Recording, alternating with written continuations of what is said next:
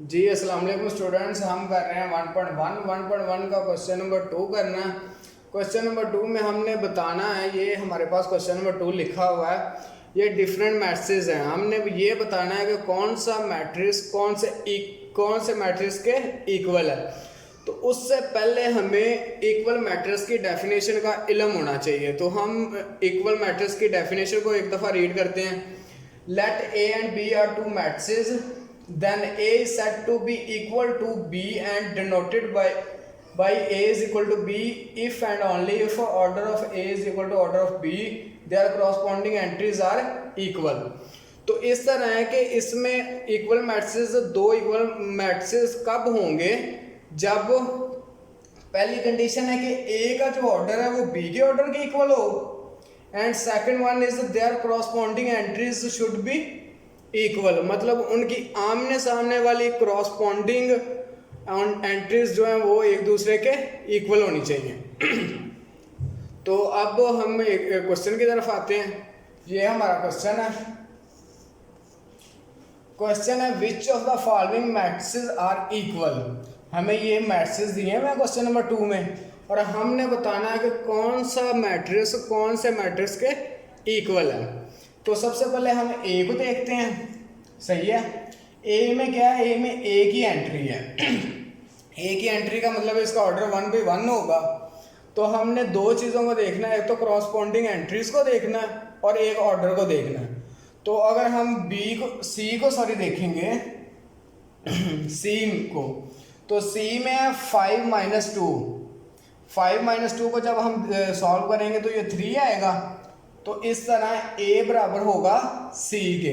तो इसको हम लिख लेंगे, A जो है A बराबर है C के।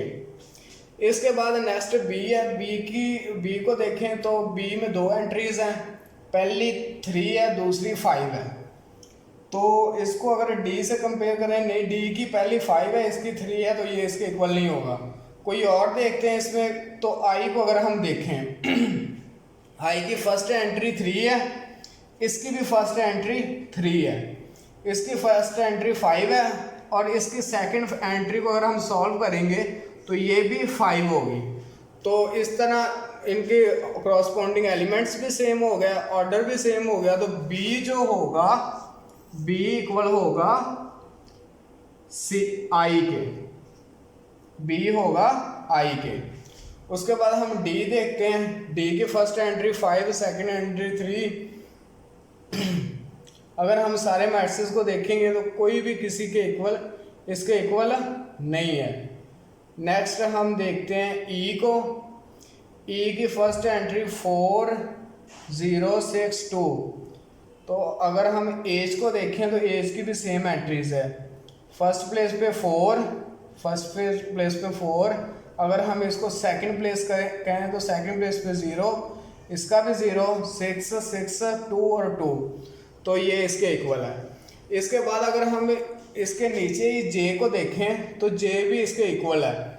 इस तरह देखें, इसकी अगर फर्स्ट एंट्री को सॉल्व करें तो 4, ये 0, 6 और 2। तो इस तरह होगा कि ये E, H और J ये तीनों इक्वल्स होंगे। तो इनको हम लिखेंगे E is equal to H is equal to J। तो ये तीनों मैट्रिक्स इक्वल थे एक दूसरे के, तो हमने तीनों को लिख लिया कि तीनों इक्वल हैं। नेक्स्ट हमारे पास है F। अब हमने देखना है F को। तो F की ऊपर वाली एंट्री 2, नीचे वाली 6। अगर F को हम G से कंपेयर करें, G के ऊपर वाली एंट्री को अगर सॉल्व करते हैं तो ये आ जाती है 2, सही है। नीचे आएगी 6, 3 और 3 6। तो ये देखें, ऊपर वाली एंट्री 2, नीचे वाली 6, इसकी भी ऊपर वाली 2 और नीचे वाली 6। क्रॉसपॉन्डिंग एंट्रीज भी सेम है, सही है, और ऑर्डर भी सेम है। तो हम लिखेंगे इसको F is equal to G। तो इस तरह हमारा क्वेश्चन सॉल्व हो जाएगा। तो हमने बता दिया कि कौन सा मैट्रिक्स और कौन से मैट्रिक्स के इक्वल है। तो ये हमारा क्वेश्चन नंबर 2 था।